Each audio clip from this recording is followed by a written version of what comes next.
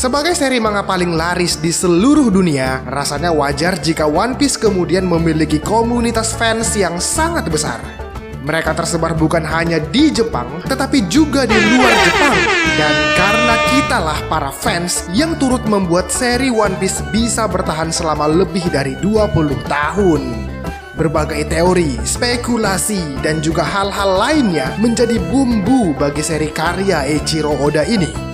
Dengan besarnya komunitas One Piece, rasanya wajar jika ada pro dan kontra muncul di sepanjang serinya. Selain itu, tidak jarang juga ada berbagai kontroversi yang muncul di sepanjang ceritanya, dan juga ada beberapa kontroversi besar yang muncul di kalangan fans sampai sekarang.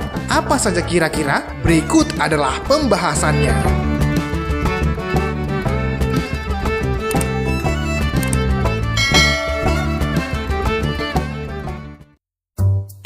Saat pertama kali muncul di arc Alabasta, Nico Robin memiliki warna kulit yang gelap. Namun, pasca time skip, warna kulitnya berubah menjadi lebih cerah. Dan sebagian fans beranggapan bahwa kulit gelap tersebut karena terbakar matahari, karena Alabasta adalah wilayah gurun. Namun, dalam cerita kilas baliknya, Robin nampak sudah memiliki warna kulit yang gelap sejak kecilnya. Dan hal ini pun memunculkan kontroversi di kalangan fans. Sebagian fans beranggapan bahwa ada upaya whitewashing yang muncul di seri ini. Bahkan ada yang berspekulasi bahwa Nico Robin memakai skincare. Lol. Namun, Oda sendiri menyatakan bahwa sedari awal memang seharusnya kulit Robin berwarna putih. Yang mana dalam kolom SBS, Oda menjelaskan bahwa jika dalam kehidupan nyata, Robin berasal dari negara Rusia. Nah, oleh karena itulah Toei Animation selaku produser anime One Piece kemudian mulai merubah warna kulit Robin.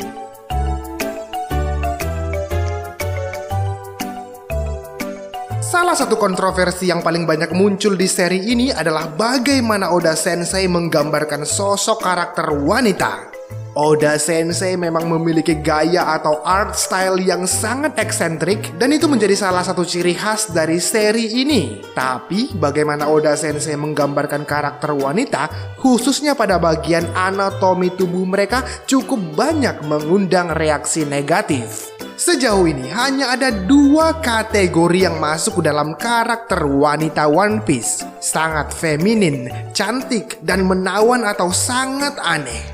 Oda Sensei seolah memberikan sebuah garis pembatas yang sangat jelas antara cantik dan kurang menawan. Contohnya, biasanya para karakter dengan tubuh yang cantik adalah para protagonis. Meskipun ada juga karakter jahat seperti Khalifa dari CP9 yang mempunyai tubuh yang cantik.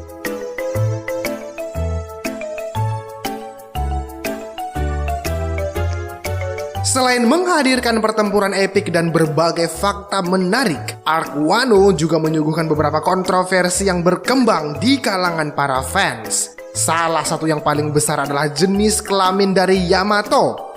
Pertama, Yamato begitu memuja sosok Oden sampai-sampai dia mengadopsi identitasnya. Dia mengaku sebagai laki-laki dan juga bertingkah laku layaknya laki-laki. Kemudian, Kaido dan juga bajak laut Beast seringkali menganggap Yamato sebagai seorang laki-laki. Padahal faktanya, Yamato adalah seorang perempuan. Nah, dalam Viver Cut pun, identitas dari Yamato dijelaskan sebagai wanita. Dan hal inilah yang membuat para fans bingung dan muncul berbagai kontroversi. Sebelum fakta tentang identitas Yamato muncul, ada fans yang bahkan menganggap bahwa Yamato merupakan transgender seperti halnya Kikunojo dan para Okama.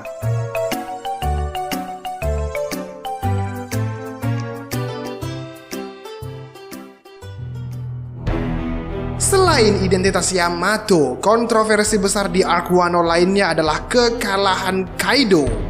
Hal ini baru saja terjadi di chapter 1050 kemarin, yang mana setelah bertarung cukup lama dan melelahkan, akhirnya Luffy berhasil mengalahkan Kaido. Namun kekalahan Kaido ini banyak memunculkan tanda tanya dan juga kontroversi lainnya. Misalnya, apakah Kaido benar-benar kalah dan lalu apa yang terjadi kepada Kaido?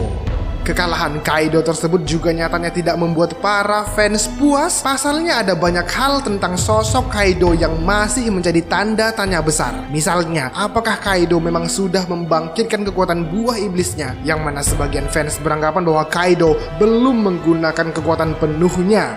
Entah apakah Oda memang terburu-buru dalam menggarap ceritanya atau ada hal lain. Yang pasti ini menjadi sesuatu yang membuat fans terpecah belah.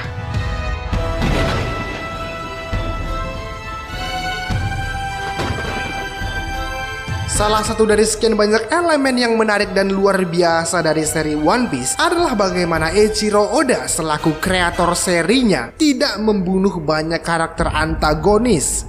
Hal ini tentunya membuka kesempatan bagi karakter tersebut untuk bisa kembali muncul di berbagai arc atau cerita selanjutnya. Contohnya adalah Crocodile yang kembali muncul dalam cerita perang di Marineford setelah kekalahan sebelumnya di Arabasta.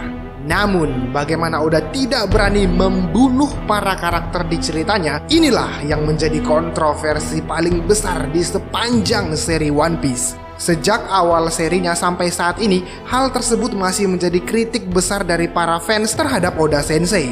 Tidak jarang Oda menghadirkan hal yang tidak masuk akal agar sebuah karakter tidak tewas dalam ceritanya, dan hal inilah yang terkadang membuat para fans kesal. Kontroversi akan selalu muncul dalam sebuah cerita terlepas sebesar atau sekompleks apapun cerita di serinya, dan One Piece pun tidak luput dari hal tersebut. Walau meskipun begitu, rasanya memang wajar mengingat Oda membuat semua keputusannya sendiri, yang mana mungkin ke depannya Oda bisa sedikit mengurangi hal-hal yang bisa menimbulkan kontroversi.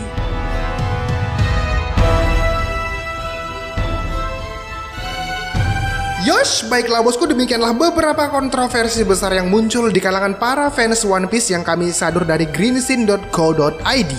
Terima kasih karena kalian sudah menonton sampai akhir video ini, dan sampai jumpa di video selanjutnya.